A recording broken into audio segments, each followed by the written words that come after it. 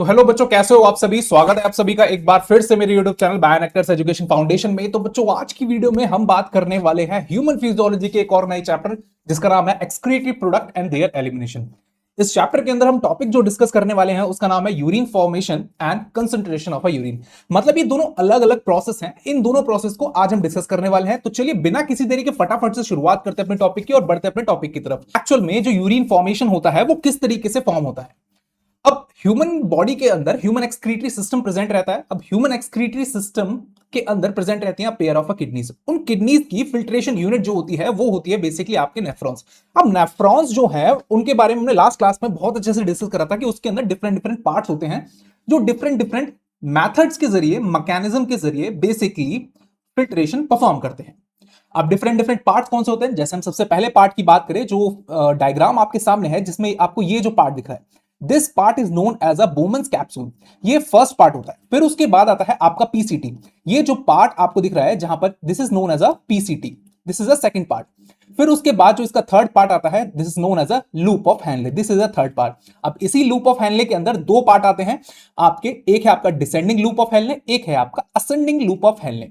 फिर उसके बाद आता है आपका डीसीटी, डीसीटी के बाद कलेक्टिंग ट्यूब्यूल्स और फाइनली कलेक्टिंग डक्ट। इसी को बोला जाता है आपका कलेक्टिंग डक्ट। अब इन्हीं के जरिए ब्लड जो है फिल्ट्रेट होता है और फिल्ट्रेट होने के बाद कलेक्टिंग ट्यूब में से जितना भी फिल्ट्रेट मॉलिक्यूल होते हैं, जितने भी वेस्ट प्रोडक्ट होते हैं, वापस से वो आपके यूरेटर के जरिए ब्लैडर में जाकर के इकट्ठा हो जाते हैं। अब यही जो डिफरेंट डिफरेंट पार्ट्स हैं ये डिफरेंट डिफरेंट मैकेनिज्म फॉलो करते हैं और आपका फिल्ट्रेट जो है वो तैयार करते हैं, यानी कि यूरिन आपका फॉर्मेशन करते हैं। तो अब हम देखते हैं कि कौन कौन से मैकेनिज्म बेसिकली इसके पीछे इन्वॉल्व रहते हैं और कौन कौन से नेफ्रॉन के पार्ट्स जो हैं वो डिफरेंट डिफरेंट मैकेनिज्म फॉलो करते हैं।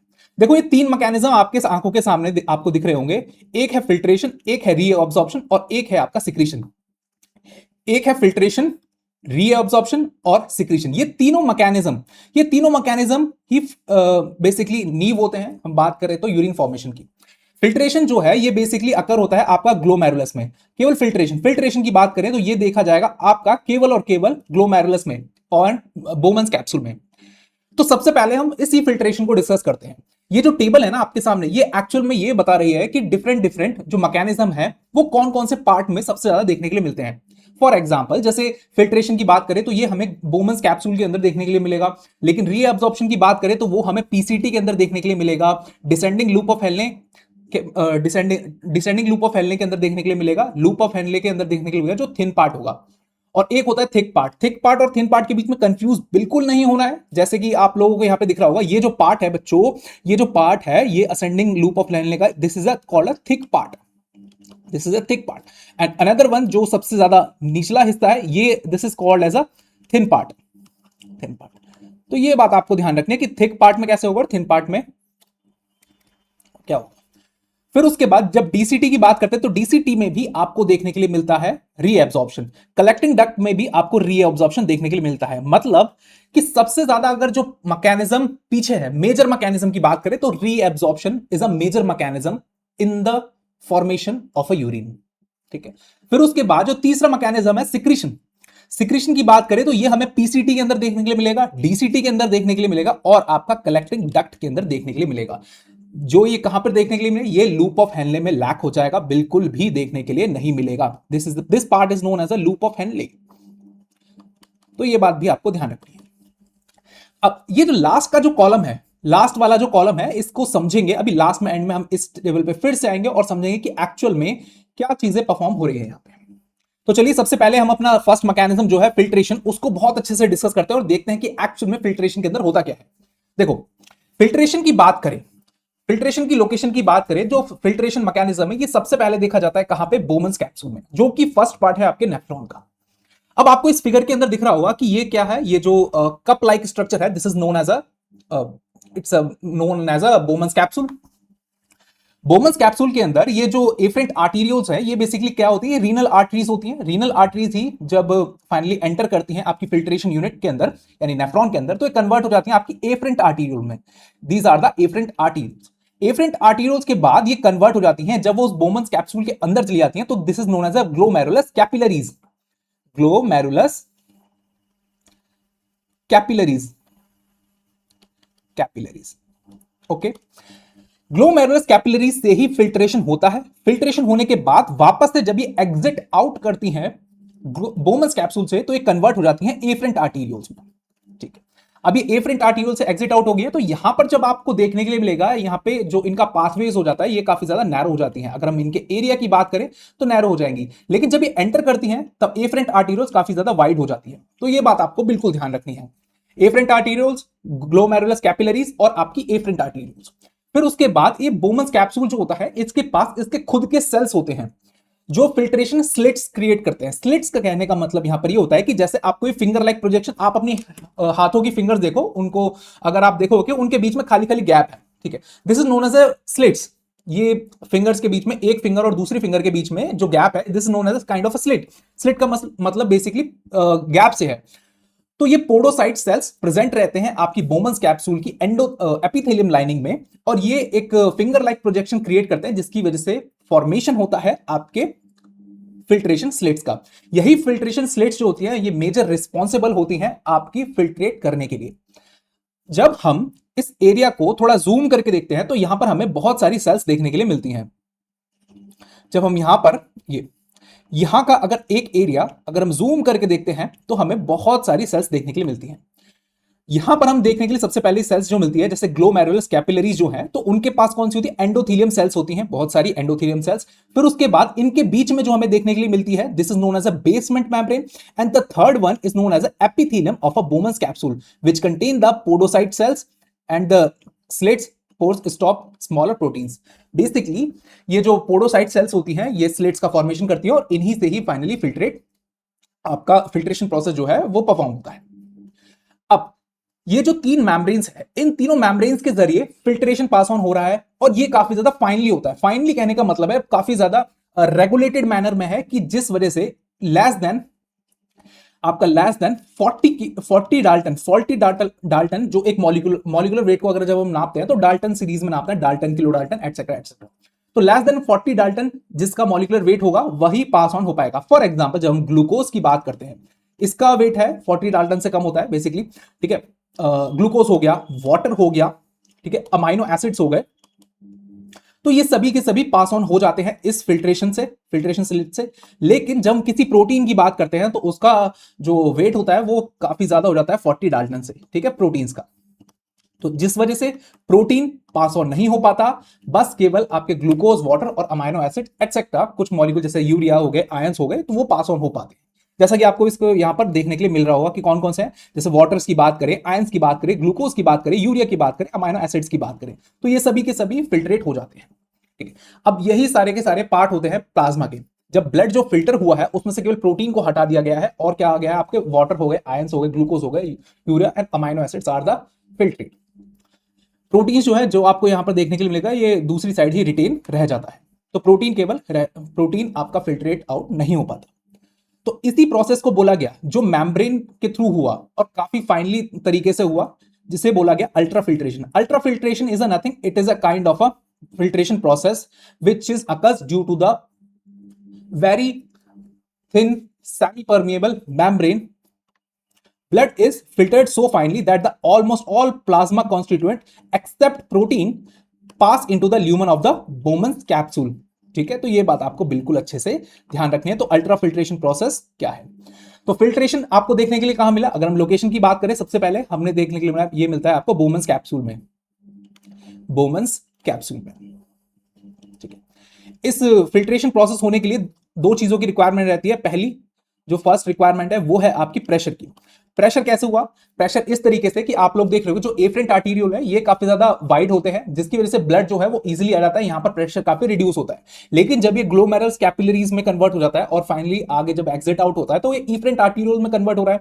यहां पर जो है, जो एरिया कैसा है, काफी ज्यादा नैरो है। यहां पर ये एरिया कैसा है, काफी ज्यादा नैरो है, जिसकी वजह से एक प्रेशर डिफरेंस क्रिएट हो रहा है। क्योंकि जब एरिया नैरो हो जाता है तो प्रेशर हाई हो जाता है। जैसे आपने पाइप देखा होगा ना, पाइप को अगर आप आगे से थोड़ा सा दबा लेते हो तो काफी तेज प्रेशर निकलता है, तो उसी तरीके से प्रेशर डिफरेंस क्रिएट होता है। तो अल्ट्रा फिल्ट्रेशन या फिर हम फिल्ट्रेशन की बात करें, तो इस प्रोसेस को होने के लिए पहली रिक्वायरमेंट प्रेशर की रहती है। दूसरे रिक्वायरमेंट की अगर हम जब बात करते हैं, तो दूसरी रिक्वायरमेंट रहती है बेसिकली मेम्ब्रेन्स की। मेम्ब्रेन्स कौन कौन सी मेम्ब्रेन यहां पर रिक्वायर्ड रहेंगी, सबसे पहली मेम्ब्रेन जो है वो तो है आपकी endothelium cells, endothelium cells. Endothelium cells वो भी किसकी, वो भी आपकी ग्लोमेरुलस कैपिलरीज की, ये बात आपको ध्यान रखनी है, ग्लोमेरुलस कैपिलरीज। दूसरा आपकी बेसमेंट मेम्ब्रेन, और third one is the epithelium cells.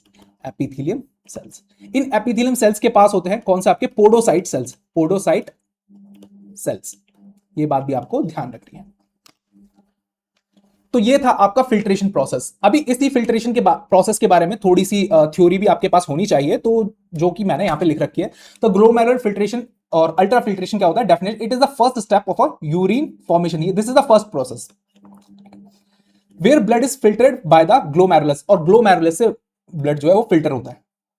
Rate of flow, अगर रेट ऑफ फ्लो की बात करें, approximately 1100 to 1200 ml of blood is filtered per minute. Per minute में कितना, रफली around 1/5 of the blood pumped by each ventricles पर minute. अगर हम वेंट्रिकल्स की बात करें तो उसका 1/5 पार्ट ही, केवल 1/5 पार्ट से उतना ब्लड केवल आपका फिल्टर हो पाता है जितना वेंट्रिकल्स पंप कर देते हैं।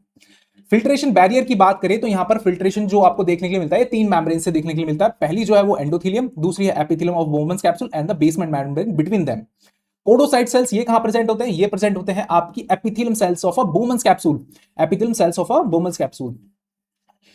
Intricate to create a filtration slits और a slit pores. Ultra filtration क्या है, blood is filtered so finally that almost all plasma constituents except protein pass into the lumen of the Bowman's capsule. तो ये बात आपको ध्यान रखनी है कि फिल्ट्रेशन प्रोसेस किस तरीके से अकर हो रहा है। अब हम बात करने वाले हैं ग्लोमेरुलस फिल्ट्रेशन रेट की। देखो, अब बोमन्स कैप्सूल जो है वो बेसिकली फिल्ट्रेट आउट कर रहा है ब्लड को। अब वो कितना ब्लड को फिल्ट्रेट आउट कर देता है पर यूनिट टाइम, जब हम पर यूनिट टाइम की बात करते हैं तो हमारा केस हो जाता है वो रेट का। जैसे आपने बहुत सारे रेट सुना होगा, ठीक है, जब पॉपुलेशन रेट की बात करें तो पॉपुलेशन पर मिनट कितनी इंक्रीज हो रही है, पर डे कितनी इंक्रीज हो रही है, जब भी हम रेट की बात करते हैं तब वहां पर बात आ जाती है आपकी टाइम की। लेकिन जब हम ग्लोमेरुलर फिल्ट्रेशन की बात करते हैं तो यहां पर हम जीएफआर को किस तरीके से रिप्रेजेंट करेंगे, उस चीज को आज हमें यहां पे देखना है। देखो, ग्लोमेरुलस, इसकी फुल फॉर्म क्या है, glomerulus filtration rate.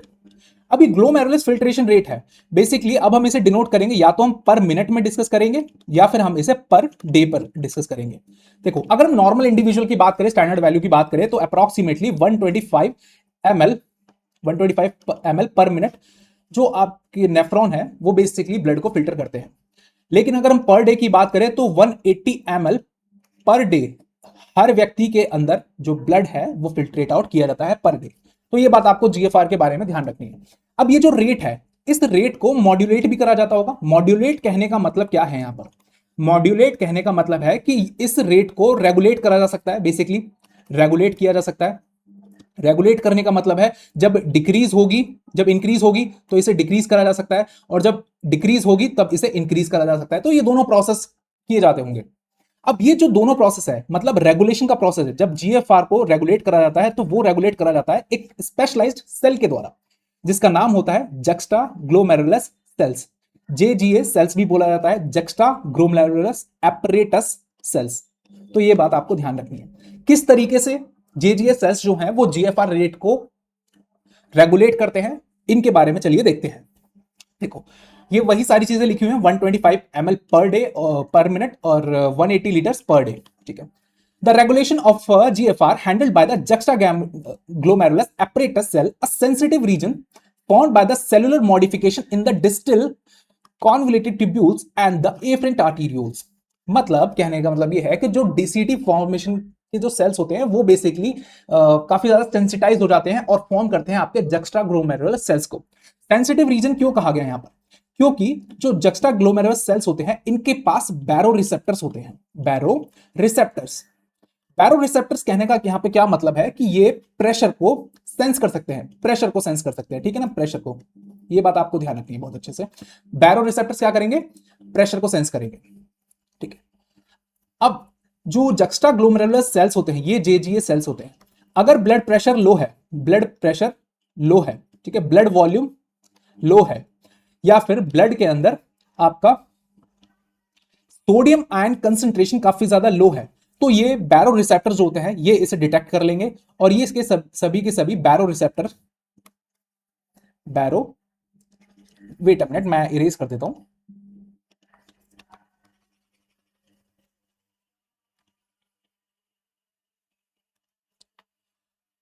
So blood pressure जब लो होगा, ब्लड वॉल्यूम जब लो होगा, ब्लड के अंदर सोडियम आयन लेवल लो होगा, तो बेसिकली ये सब चीजें सेंस की जाएंगी by the baro receptors, baro receptors which is present in the juxta glomerular apparatus cell, baro receptor. और ये जब बैरो रिसेप्टर्स रिसीव कर लेंगे, सेंस कर लेंगी, तो रिलीज करेंगी एक हार्मोन रिलीज करेंगी, ठीक है, जो प्रोटीनिशियस नेचर का होगा, ठीक है, जिसका नाम है बेसिकली आपका रेनिन, ठीक है, रेनिन। अभी रेनिन किस तरीके से, अभी रेनिन जो है ये किस तरीके से ब्लड प्रेशर को हाई करेगा, उसके पीछे एक मैकेनिज्म है, उसके पीछे एक सिस्टम है, उस सिस्टम का नाम होता है आपका रास सिस्टम, रास सिस्टम।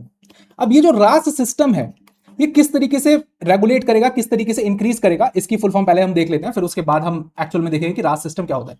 रास सिस्टम की फुल फॉर्म होती है बच्चों renin angiotensin, angiotensin aldosterone system, ठीक है, तो ये बात आपको ध्यान रखनी है। ये जो रास सिस्टम है इसकी फुल फॉर्म क्या है, रेनिन एंजियोटेंसिन एल्डोस्टेरॉन सिस्टम। इसमें से बहुत क्वेश्चन पूछे जाते हैं नीट के पेपर के अंदर कि किस तरीके से जो बीपी लो है उसको बीपी हाई कौन करता है, तो आपको ध्यान रखना अपने दिमाग में कि हाँ भाई जक्स्टा ग्लोमेरुलस एपरेटस होते हैं, वहां पर कुछ रिसेप्टर प्रेजेंट होते हैं, बैरो रिसेप्टर, वो लो ब्लड प्रेशर को सेंस कर लेते हैं, सेंस करने के बाद वो एक हार्मोन रिलीज करते हैं जिसका नाम है रेनिन, और ये रेनिन परफॉर्म करता है रास मैकेनिज्म या फिर रास सिस्टम। अभी किस तरीके से कौन सा मैकेनिज्म फॉलो करता है इसको देखते हैं। देखो रास सिस्टम जो है ये बेसिकली स्टार्ट होता है जब रेनिन रिलीज हो जाता है, किडनीज में से रेनिन जो है वो रिलीज हो चुका है, एक डिफरेंट पेन से डिनोट करते हैं और देखते हैं फटाफट से। देखो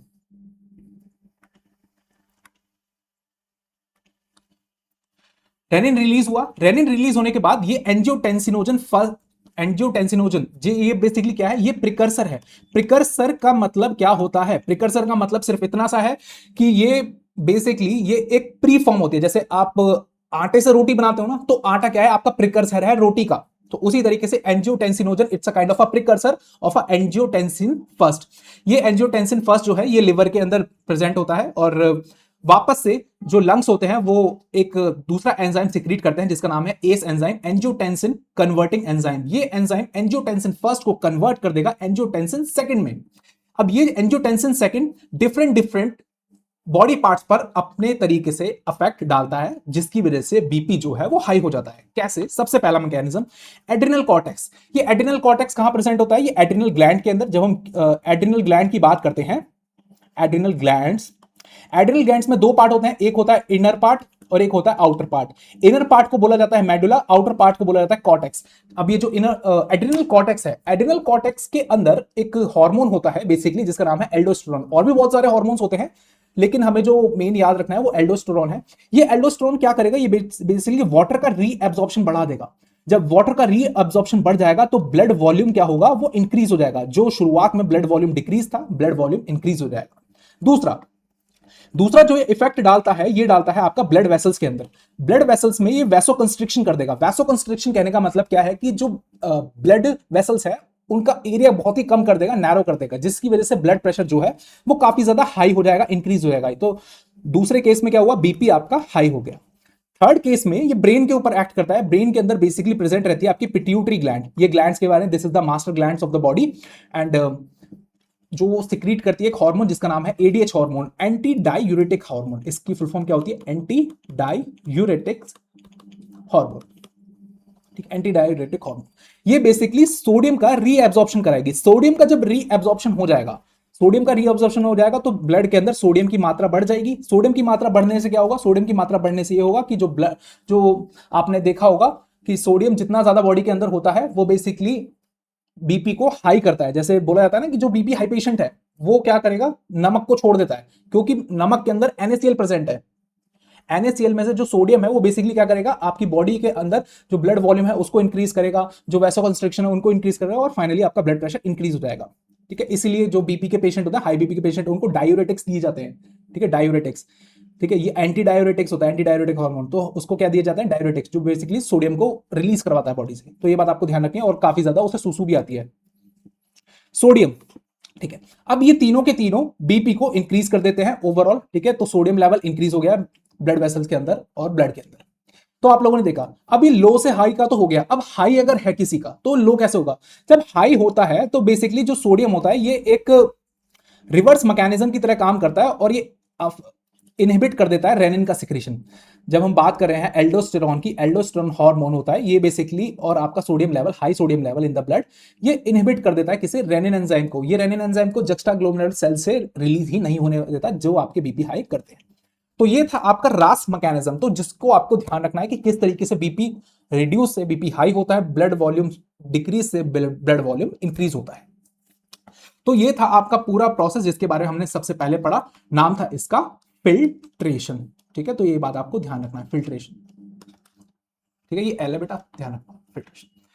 अब हम बात करने वाले हैं रीएब्जॉर्प्शन की। जब हम रीएब्जॉर्प्शन की तरफ बढ़ते हैं तो हम क्या देखते हैं कि रीएब्जॉर्प्शन जो है वो बहुत सारे नेफ्रॉन के पार्ट्स में हमें देखने के लिए मिलता है। सबसे पहले हम देखें तो पीसीटी के अंदर, प्रॉक्सिमल कॉन्वोल्यूटेड ट्यूब्यूल्स के अंदर देखने के लिए मिलता है। दूसरा ये लूप ऑफ हेनले के अंदर देखने के लिए मिलता है। तीसरा ये डीसीटी के अंदर भी देखने के लिए मिलेगा और कलेक्टिंग डक्ट के अंदर भी देखने के लिए मिलेगा। मतलब सबसे ज्यादा जो देखा जाता है ये रीएब्जॉर्प्शन ही देखा जाता है, ठीक है। अब रीएब्जॉर्प्शन सबसे ज्यादा क्यों होता है? क्योंकि देखो अगर एक जीएफआर रेट की बात करें नॉर्मल इंडिविजुअल में तो 180 litres per day, 180 litres per day एक ह्यूमन बॉडी ब्लड को फिल्टर करती है। एक human excretory system basically blood को फिल्टर करता है। लेकिन जब हम यूरिन की मात्रा की कंसंट्रेशन देखें तो वो कितनी है आपकी 1.5 लीटर पर डे। मतलब 180 लीटर में से केवल 1.5 लीटर ही यूरिन पास ऑन हो रहा है। इसका मतलब क्या है कि 90% of a minerals, 90% of a salts are reabsorb. तो ये रीएब्सॉर्ब हमें देखने के लिए ज्यादा इसीलिए मिलता है different different parts of a nephron के अंदर। तो ये था एक बेसिक कंसेप्ट, तो इसकी थोड़ा थ्योरेटिकल नॉलेज भी देख लेते हैं। Useful substances are reabsorb from the filtrate of a blood. Important comparison, the filtrate per day is 180 litre, मतलब पर डे जो फिल्ट्रेशन होता है वो 180 लीटर होता है। लेकिन जब हम यूरिन पर डे की बात करते हैं तो 1.5 लीटर, मतलब 1.5 लीटर ही केवल, 180 लीटर में से 1.5 लीटर ही केवल आपका जो यूरिन है वो क्रिएट होगा। Therefore 99% of filtrate are reabsorb, मतलब जितने भी फिल्ट्रेट होते हैं, जितने भी सॉल्ट्स होते हैं, जितने भी आपके मिनरल्स होते हैं वो सभी के सभी रीएब्सॉर्ब कर लिए जाते हैं।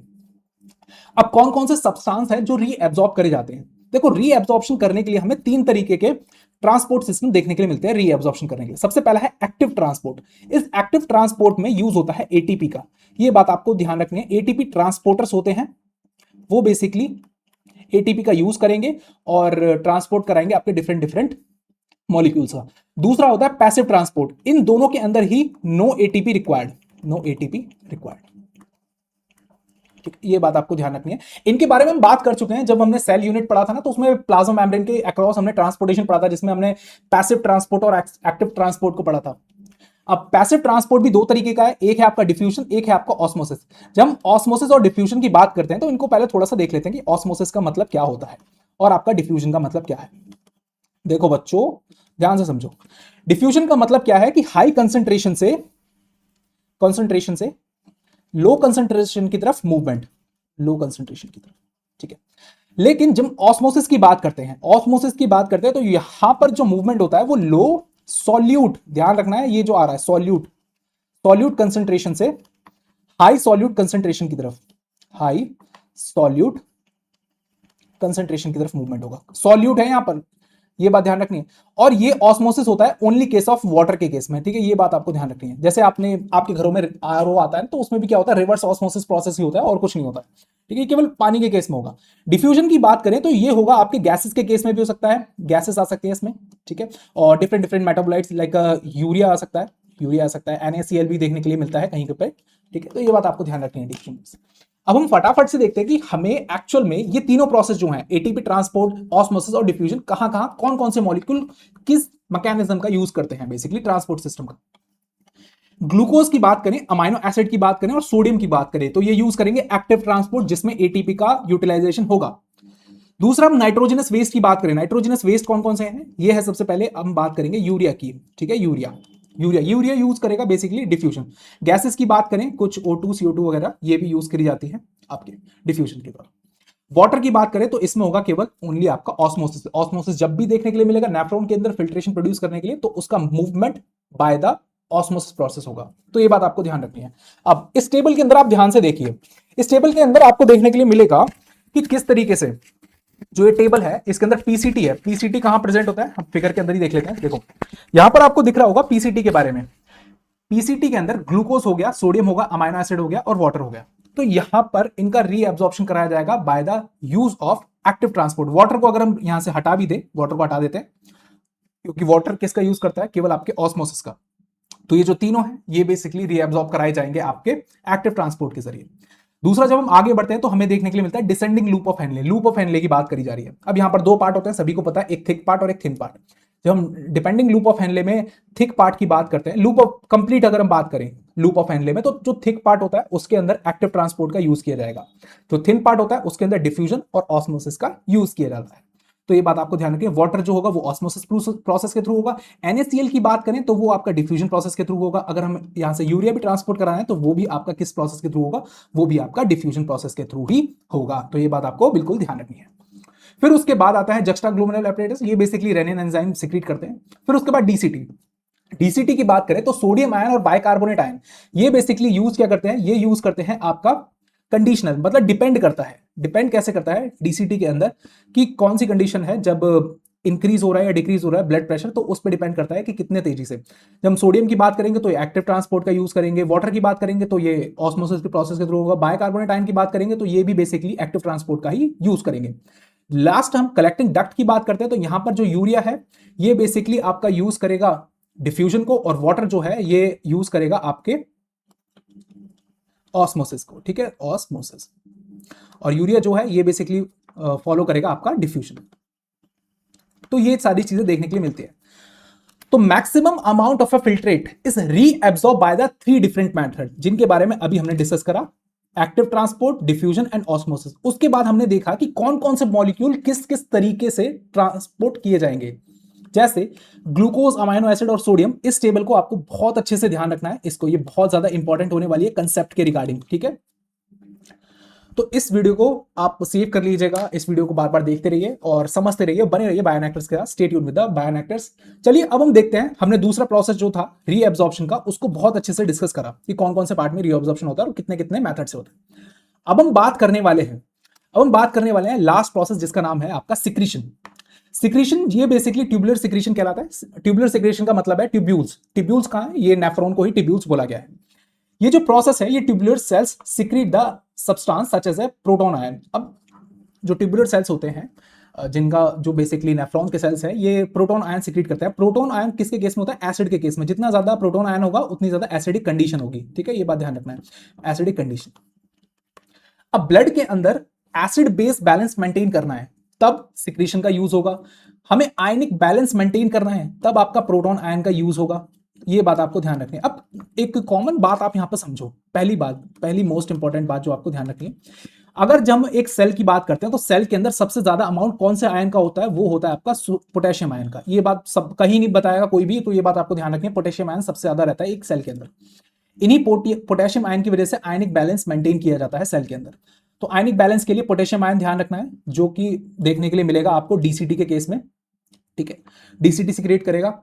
और हमें सिक्रीशन कहां कहां देखने के लिए मिलेगा, पीसीटी के अंदर, और हमें कलेक्टिंग डक्ट के अंदर देखने के लिए मिलेगा। ये तीनों के तीनों हमें सिक्रीशन प्रोसेस के बारे में बताते हैं, ये तीनों पार्ट जो है नेफ्रॉन के। ठीक है, ये बात ध्यान रखनी है। अब सिक्रीशन का यूज कहां किया जाता है, सिक्रीशन के बारे में एक और चीज देखते हैं।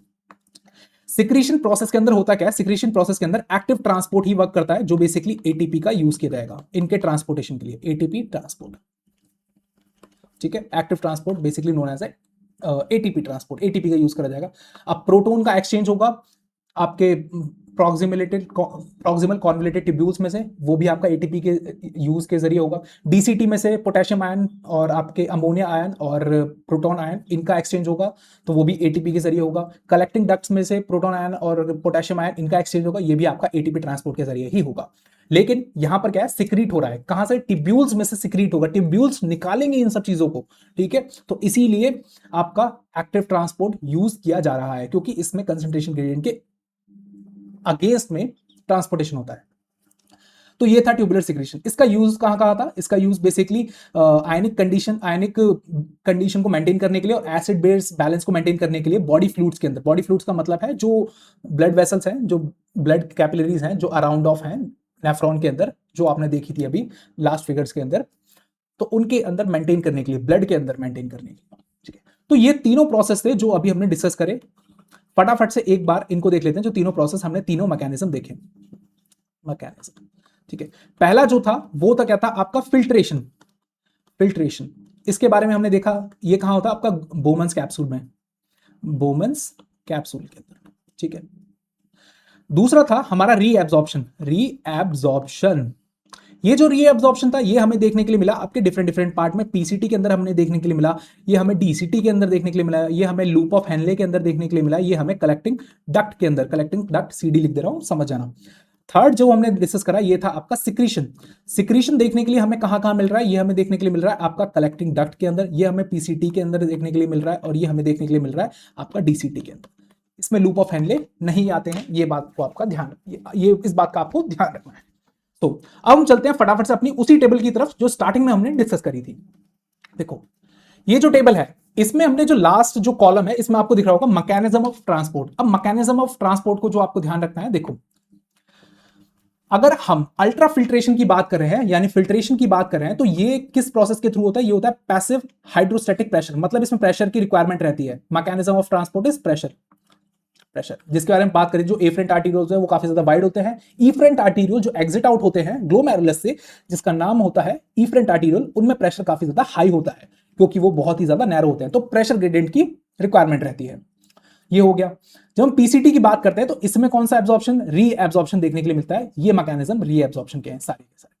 ग्लूकोज, अमाइनो एसिड, सोडियम और वाटर, ये बेसिकली क्या यूज करते हैं, एक्टिव प्लस पैसिव। पैसिव कौन करेगा, पैसिव ये करेगा हमारा वाटर, वाटर पैसिव मेनली आपका ऑस्मोसिस, ये ध्यान रखना है आपको। ठीक है, वाटर की बात करें तो ये पैसिव ऑस्मोसिस के जरिए करेगा। दूसरा हम थिन लिम्स की बात करें, NaCl small amount of urea, ये बेसिकली डिफ्यूजन, ये दोनों के दोनों डिफ्यूजन का यूज करेंगे आपके NaCl और आपका।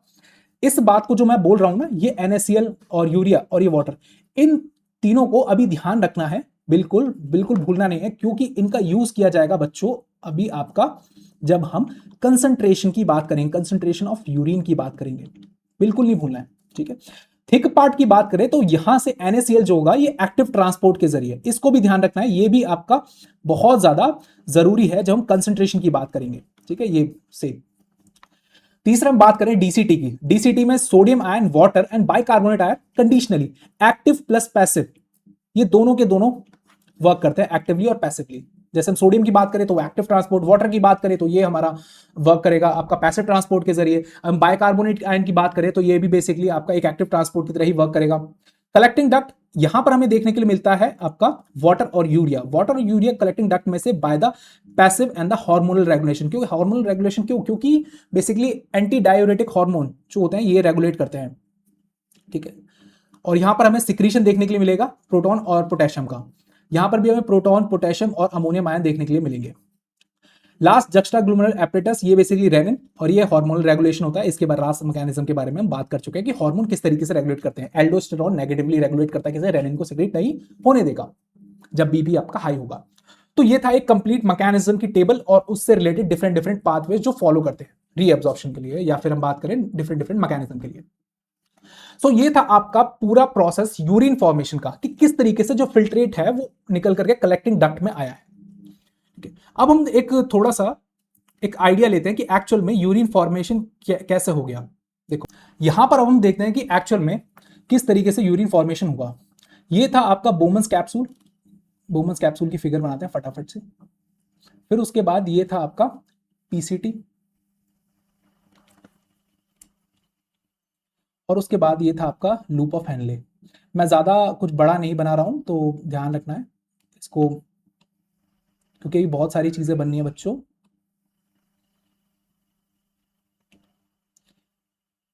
समझते रहना, ये है आपका असेंडिंग लूप ऑफ हेनले। ठीक है, फिर उसके बाद यहां पर आता है आपका डीसीटी,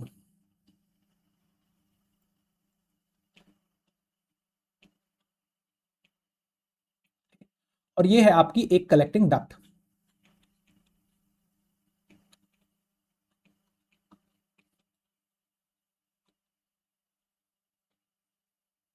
ये एक नेफ्रॉन का फिगर है, ठीक है। अब इस नेफ्रॉन के ऊपर साइड बाय साइड आपकी जो ब्लड कैपिलरीज होती हैं वो अटैच होती हैं, हम सभी जानते हैं इस बात को। देखो ये जो नेफ्रॉन के पार्ट्स हैं, जैसे ये क्या है आपका बोमन्स कप, बोमन्स कप, ठीक है, इसको बी कप लिख दे रहा हूं, ध्यान रखना। ये है आपका पीसीटी, ये है आपका लूप ऑफ हेनले, ये है आपका डीसीटी, और ये है बेसिकली जेजीए सेल्स यहाँ पे प्रेजेंट होते हैं। ये है आपकी कलेक्टिंग ट्यूब और ये है कलेक्टिंग डक्ट, सीडी लिख दे रहा हूं यहाँ पे, ध्यान रखना।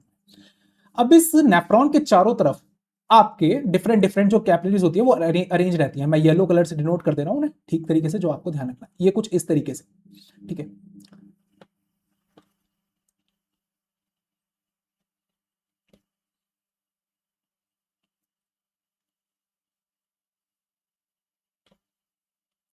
और यही वापस भी आ रही होती है, ठीक है।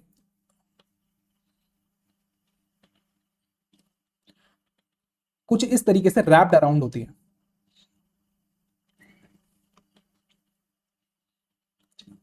अब इसके अंदर क्या फ्लो हो रहा होता है, इसके अंदर होता है ब्लड फ्लो, ठीक है। इनके अंदर क्या है, ब्लड फ्लो हो रहा है, ब्लड फ्लो, ठीक है। ये है बेसिकली आपका ब्लड फ्लो हो रहा है। अब इनको बोला जाता है, इस नेफ्रॉन के डिफरेंट डिफरेंट पार्ट्स होते हैं। जब हम इन ऊपर वाले पार्ट्स की बात करते हैं जो बेसिकली कॉर्टेक्स रीजन में आते हैं, कॉर्टेक्स रीजन में, तो इसको बोला जाता है cortical nephron, cortical nephron, nephron, ठीक है। ट्यूब्यूल्स को क्या बोला गया है, कॉर्टिकल नेफ्रॉन। इसी कॉर्टेक्स पार्ट में, किडनी के कॉर्टेक्स पार्ट में ही जो ये प्रेजेंट रहते हैं, जो ब्लड वेसल्स प्रेजेंट रहती हैं, इनको बोला जाता है पेरी ट्यूब्यूलर कैपिलरीज, ठीक है। बहुत सारे नाम चेंज हो गए तो ध्यान रखना है। जो कॉर्टेक्स पार्ट में जो ब्लड वेसल्स प्रेजेंट होते हैं नेफ्रॉन के अराउंड, तो उनको बोला जाता है आपका पेरीट्यूबुलर कैपिलरीज। दूसरा, जब मेडुला की पार्ट की तरफ आते हैं तो इसके अंदर नेफ्रॉन के दो पार्ट आते हैं। जैसे हम लूप ऑफ हेनले की बात करें, लूप ऑफ हेनले, और हम बात करें आपकी कलेक्टिंग डक्ट की, तो इन दोनों को कलेक्टिवली बोला जाता है जक्स्ट्रा मेडुलरी नेफ्रॉन, ठीक है, जक्स्ट्रा मेडुलरी नेफ्रॉन। अब ये जो जक्स्ट्रा मेडुलरी नेफ्रॉन है, नेफ्रॉन की तो बात हो गई, लेकिन जब हम बात करते हैं इस ब्लड वेसल्स की, इन ब्लड वेसल्स का नाम हो जाता है वासा रेक्टा। तो ये बात आपको ध्यान रखनी है कि ब्लड वेसल्स का नाम कहां कहां चेंज हुआ है, ठीक है। ये दोनों बातें जो अभी मैंने बताई आपको ध्यान रखनी है। अब एक बात देखो, एक तो फिल्ट्रेट फ्लो हो रहा है, ठीक है। फिल्ट्रेट को मैं रेड कलर से ले रहा हूं, तो ये आपको ध्यान रखना है। एक तो ये फिल्ट्रेट फ्लो हो रहा है यहाँ पे बोमस कैप्सूल से, यहाँ पर आप लोग देखने को मिल रहा होगा, ये फिल्ट्रेट जो फ्लो हो रहा है, ठीक है। ये डिसेंडिंग है बेसिकली, और ये है आपका असेंडिंग पार्ट, ठीक है। यहाँ पे भी ब्लड फ्लो हो रहा है, फिल्ट्रेट फ्लो हो रहा है, ठीक है। ये आपका कलेक्टिंग डक्ट में फिल्ट्रेट आ गया, ठीक है। अब दूसरी तरफ जो मैंने येलो कलर से लिया है, इन ब्लड वेसल्स के अंदर आपका ब्लड भी फ्लो हो रहा है, ठीक है, ब्लड फ्लो हो रहा है। अब ये जो ब्लड फ्लो हो रहा है ये थोड़ा काउंटरली फ्लो हो रहा है। काउंटर फ्लो होने का मतलब क्या है कि ये जो ऊपर आ रहा है यहां से ब्लड आप अगर आप देखने को मिलेगा तो ये थोड़ा एंटी पैरेलल डायरेक्शन में है, क्योंकि जब आप देखते हैं, जब आप यहां पे आपको देखने के मिलेगा, तो आपको देखने के लिए मिलेगा कि लूप ऑफ हेनले की जब हम बात कर रहे हैं, कलेक्टिंग डक्ट की जब हम बात कर रहे हैं, तो यहां पर एक काउंटर करंट मैकेनिज्म वर्क कर रहा है। कौन सा मैकेनिज्म, इस बात को लिख देते हैं, काउंटर करंट मैकेनिज्म, ठीक है, काउंटर करंट मैकेनिज्म। अब ये जो काउंटर करंट मैकेनिज्म है ये किस तरीके से फ्लो हो रहा है, क्योंकि loop of Henley and vasa recta have opposite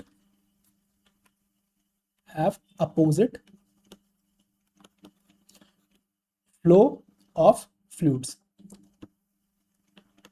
ठीक है। ये opposite flow of fluids help करता है आपका एक्सचेंज ऑफ डिफरेंट सॉल्ट्स। अब एक्सचेंज होगा जब डिफरेंट डिफरेंट सॉल्ट्स का, वो हेल्प किया जाएगा किसकी द्वारा, काउंटर करंट मैकेनिज्म के द्वारा, क्योंकि जो वासा रेक्टा है वो रैप्ड अराउंड है किसके, आपके लूप ऑफ हेनले से। अब हमने देखा था कि तीन तरीके के सॉल्ट्स बेसिकली जो मैंने आपको बोला था याद रखने के लिए, पहला क्या था आपका NaCl, ठीक है, दूसरा था आपका वाटर, और तीसरा था आपका यूरिया।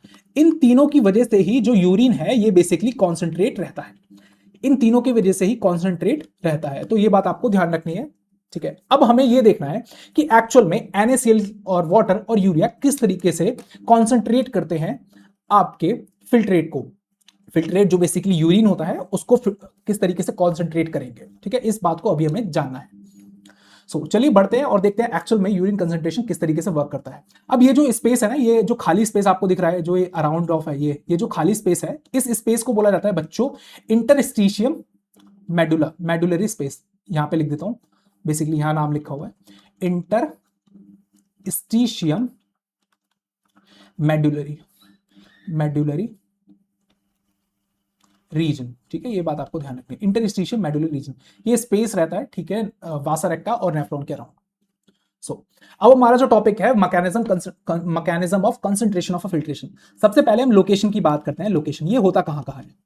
लोकेशन हमें देखने के लिए मिलती है आपकी कलेक्टिंग डक्ट और आपकी लूप ऑफ हैंडले में, loop of Henle, loop of, ये लोकेशन हो गई, ठीक है।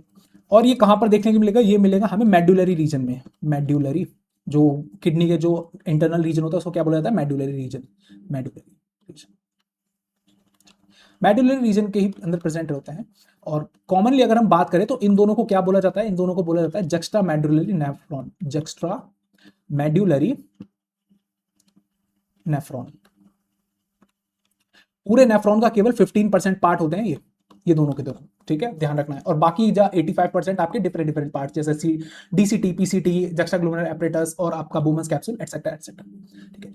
अब फिल्ट्रेशन प्रोसेस के लिए ये तीन जो सॉल्ट थे, ये बेसिकली मेन रिक्वायरमेंट थे। एक था NaCl, एक था आपका वाटर, और एक था आपका, जब हम बात करें यूरिया।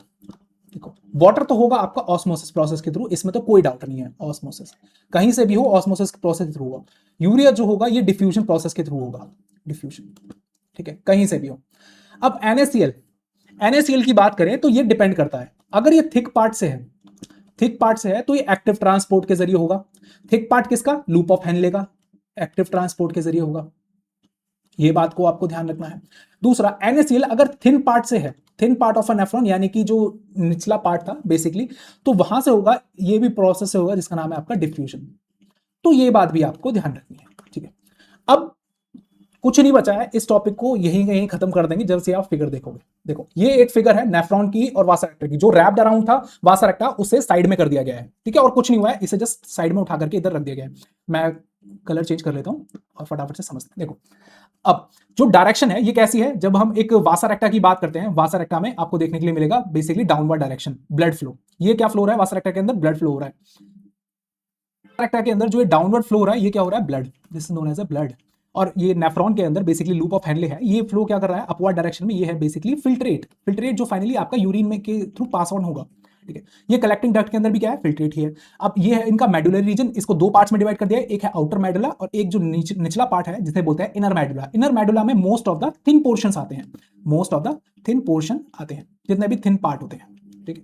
अब दूसरी तरफ आपको देखने के लिए मिलेगा कंसंट्रेशन, ये है 300 मिली ऑस्मोल पर लीटर कंसंट्रेशन। देखो, जितना ज्यादा डाउनवर्ड जाएंगे उतना ज्यादा ये ऑस्मोलैरिटी क्या है आपको देखने के लिए इंक्रीज मिलेगी। सबसे पहले 300, फिर 600, फिर 900, फिर उसके बाद आपके 1200। इसका मतलब क्या है? मिली ऑस्मोल पर लीटर का मतलब क्या है कि सॉल्यूट कंसंट्रेशन है वो इंक्रीज है। सॉल्यूट कंसंट्रेशन क्या है? वो इंक्रीज है। 300 मिली ऑस्मोल पर लीटर, फिर उसके बाद 600 मिली ऑस्मोल पर लीटर, 900 मिली ऑस्मोल पर लीटर, और फिर उसका 1200 मिली ऑस्मोल पर लीटर। तो इस तरीके से जो सॉल्यूट कंसंट्रेशन है वो इंक्रीज हो रही है।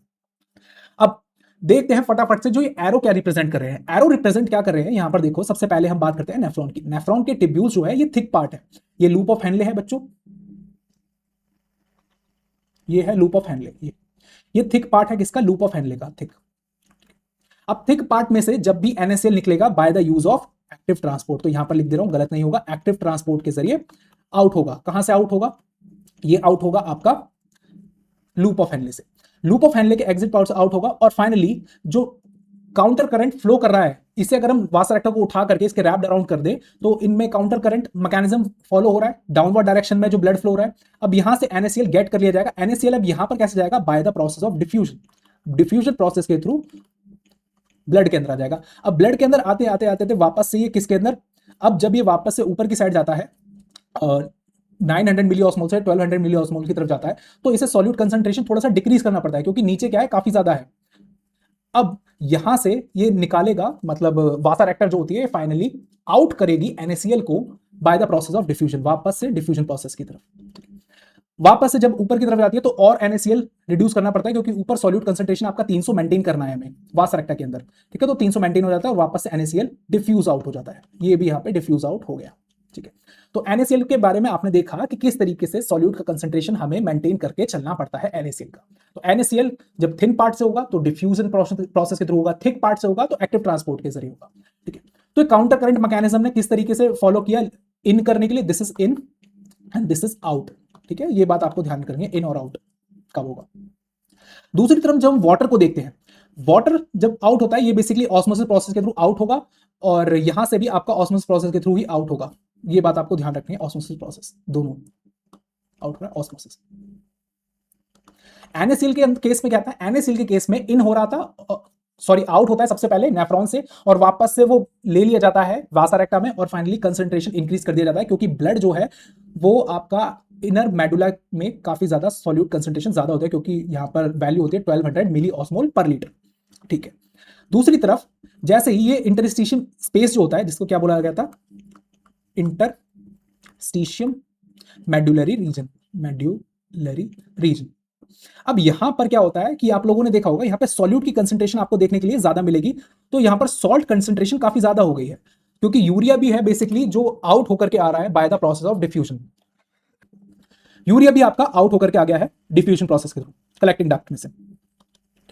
तो यहां पर सॉल्ट कंसंट्रेशन काफी ज्यादा हो गई, जिसकी वजह से यहां पर जो ऑस्मोलैरिटी है ज्यादा हो गई, 1200 मिली ऑस्मोल पर लीटर।